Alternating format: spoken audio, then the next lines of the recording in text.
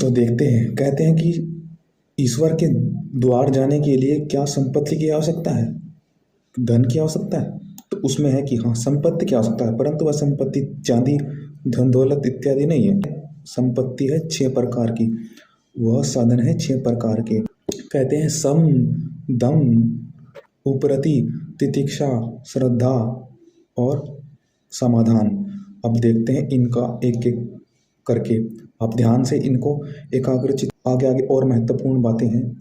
मन का निग्रह, अपने अंतःकरण को पाप की ओर न जाने देना, अगर जाने तो तत्काल उसको रोकना, हर समय सावधान रहकर मन ही के द्वारा रोकना, क्योंकि आदि शंकराचार्य ने कहा है कि जीतम मना, जिसने मन को जीत लिया वह संसार जीत लेगा।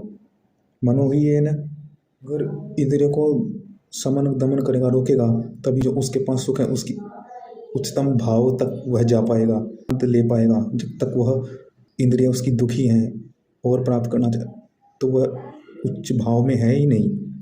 इससे पता चलता है, जात होता है। और जब व्यक्ति त्याग भी कर देगा तभी वह जो उसके पास है उसको आनंदित होकर के भोगेगा। अर्थात इंद्रियों को अधर्म मार्ग में जाने से जो रोक रहा है, अधिक धन कमा ले इस कारण से, यह गलत मार्ग कर ले, ये ले लूँ, सुख के भागने से और दुख आएगा। सुख तो शांति में आएगा, सुख तो जो है उसी में। अब देखते हैं दम क्या है। हमारी जो 5 कर्मेंद्रियां हैं ये बाहर के विषयों की ओर जाती हैं, इनको अधर्म से रोककर धर्म में प्रेरित करना हो दम, इंद्रियों का दमन करना, अर्थात उसमें हमें प्रयास लग रहा है। दम सम में अगर व्यक्ति सम करे, धर्माचरण से तत्काल मन को रोक लेगा तो उसको अधिक दमन करने की इंद्रियों को आवश्यकता नहीं है। उससे अगर जो व्यक्ति तत्काल नहीं रोकता तो फिर उसको अधिक प्रयास करने की आवश्यकता है दमन करने। तो देखते हैं, जैसे कि नेत्र हैं, नासिका हैं, चक्षु हैं इत्यादि, भगवान ने शुभ कर्म करने के लिए दिए, ना कि किसी बुरे को पीड़ा देने के लिए, अच्छे कर्म करने के लिए दिए। किसी को जल, किसी को दान देने के लिए, किसी से छीनने के लिए नहीं दिए इत्यादि। इंद्रियों का दमन करने वाले के लिए अथर्ववेद में कहा गया है कि मधुर में परायणम वाचा वदामि मधुमन भूयास मधु सदृश, अर्थात मेरी चालन मधुर हो, मेरे शरीर के हर इंद्रिय अवयव मधुर हो, मेरा दूर होना मधुर हो, मैं दूर भी जाऊं, मेरी वाणी में मिठास हो, मीठा बोलूं जिससे कि मैं मधुरता की मूर्ति बनूं, अर्थात सब चीज़ बाह्य अंदर के सारी इंद्रिय मधुमय। अब देखते हैं तीसरी संपत्ति उपरति। उपरति है, श्री शंकराचार्य जी ने इसको कहा है अपने कर्तव्य का पालन करना, और स्वामी दयानंद जी ने लिखा है कि बुरे लोगों से दूर होना।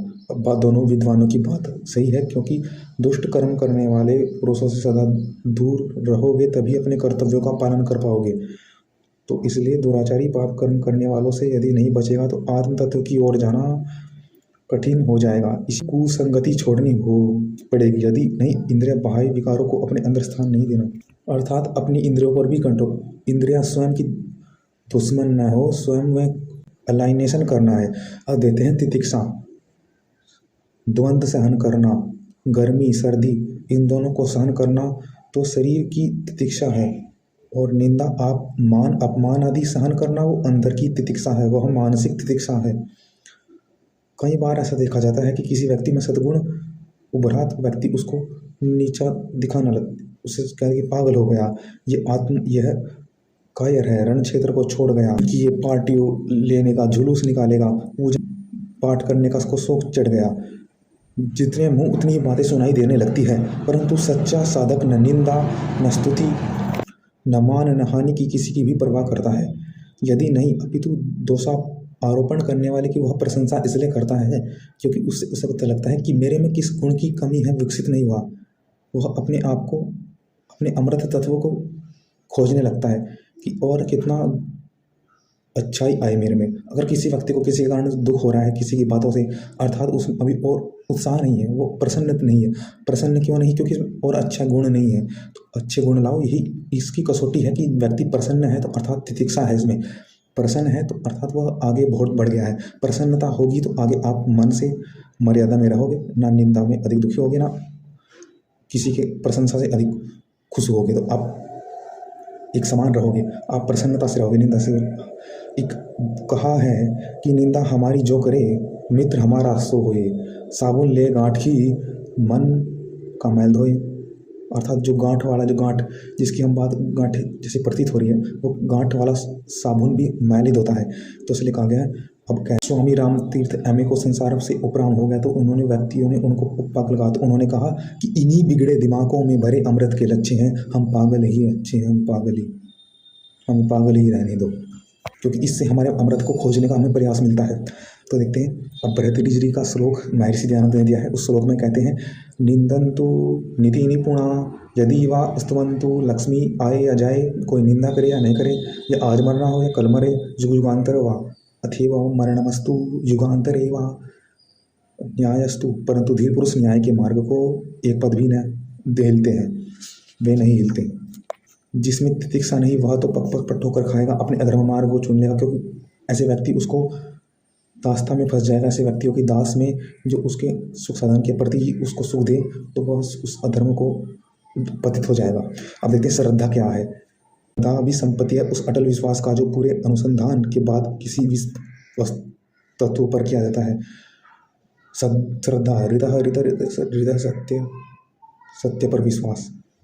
ऋषि दयानंद ने इसकी यह व्याख्या की है, जो वेदांती सत्य शास्त्र और इनके बोध से पूर्ण विद्वान है, जो शास्त्र को जानता है, जो जानता है कब क्या हो सकता है, कब बुराई आ सकती है, कैसे चलना चाहिए, जिनका इसको पूर्ण बोध है, ऐसा विद्वान सत्य उपदेशा महाशयों के वचनों पर विश्वास करना, वह श्रद्धा कहती है।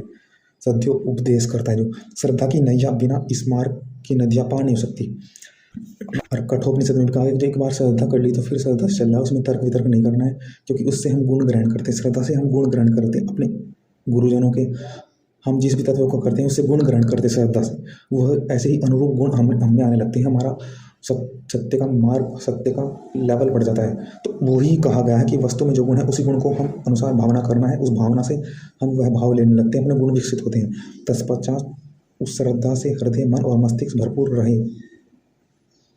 रहोगे तो आप में सत्य का लेवल भी भरपूर रहेगा। अब देखते हैं श्रद्धा के विषय में क्या कहा गया। ऋग्वेद का एक सूक्त श्रद्धा पर ही है, वो उसका यह मंत्र है, श्रद्धा प्रातरग्नि धा माध्याद परि श्रद्धा सूयस।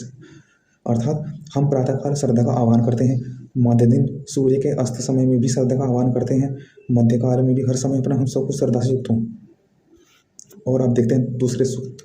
इस सूक्त के पहले दो मंत्र ये हैं, श्रद्धायग्नि समिध्यते, श्रद्धाय हूयते हवि। श्रद्धा से अग्नि जलाते हैं, श्रद्धा से ही हवि देते हैं। श्रद्धाय भगस्य, ऐश्वर्य के शिखर ऐश्वर्य का कारण, पर श्रद्धा की प्रशंसा के साथ मनाते हैं। ऐश्वर्य के शिखर ऐश्वर्य के कारण, श्रद्धा ऐश्वर्य का कारण है, इसलिए हम उसको प्रशंसा से मनाते हैं, साथ मानते हैं। अब देखते हैं, प्रियम श्रद्धे दत्तम प्रियम श्रद्धे यह श्रद्धे, दान देने वाले का प्रिय कर, श्रद्धे देने की इच्छा करने वालों का प्रिय कर। श्रद्धा के साथ भोग और यज, अर्थात यज्ञ भी अगर श्रद्धा नहीं होगी तो कुछ भी फायदा उसका नहीं है। पत्नी पति, अर्थात जैसे कि श्रद्धा, जैसे कि कहा गया पति के साथ पत्नी यज्ञ में होती है, तो ठीक उसी प्रकार सत्य के साथ होती है श्रद्धा। अर्थात यजमान के साथ श्रद्धा होगी तो वह उसकी पत्नी के अनुरूप होगी। श्रद्धा आवश्यकता जिससे कि वह गुण उस भाव को ग्रहण करे, सत्य की बजाय उससे यज्ञ से सत्य ही विकसित करे। इसलिए श्रद्धा पत्नी के रूप में दर्शाई गई। यजमान के साथ श्रद्धा हो तभी वह बैठे यज्ञ में, बिना श्रद्धा के वह यज्ञ में न बैठे। अपना यज्ञ कार्य सफल करना है, श्रद्धा के बिना नहीं होगा, श्रद्धा से होगा। श्रद्धा देवा यजमाना वायु गोपा उपासते, श्रद्धा हृदय आकुतया श्रद्धा विदन्ते वसु देवता, वसु दिव्य धन प्राप्त होता है उसे, वसु देवता इत्यादि सब देवताओं की इस पर कृपा होती है, उसको मिलता है, श्रद्धा को प्राप्त करता है। दिव्य यजमान वायु को उपासते, प्राणायाम करने वाला योगी श्रद्धा से उपासना करता है, श्रद्धा से प्राणायाम करने वाला वह प्राणों को उचित मार्ग, उस अनुभव, ईश्वर की गुणों को अनुभव कर रहा है। अगर प्राण वश में नहीं तो वो उस उच्चता से ईश्वर के गुणों को अनुभव नहीं कर सकता। हृदय के उच्च भाव से श्रद्धा प्राप्त होती है प्राणायाम करके, तो श्रद्धा के उच्च भाव से वो श्रद्धा से ही वह हृदय के उच्च भाव को प्राप्त करता कर सकता है, अन्यथा नहीं कर सकता वह। तो देखते हैं, इतनी महिमा वेद में श्रद्धा की कही गई है, तो आप भी श्रद्धा से युक्त हो। अब अगली संपत्ति है समाधान, जिसको एकाग्रता भी कहते हैं। चित्त की एकाग्रता एकदम सिद्ध हो, कोई भी शंका न रहे। जब सारे संशय निर्वित हो जाते हैं तब चित्त चिंतन में लगा रहता है, तो वह एकाग्र होता है। तो एकाग्र होना आवश्यक है। यह संपत्ति ईश्वर के द्वार पर हमें सहायक होगी ईश्वर की ओर जाने के लिए।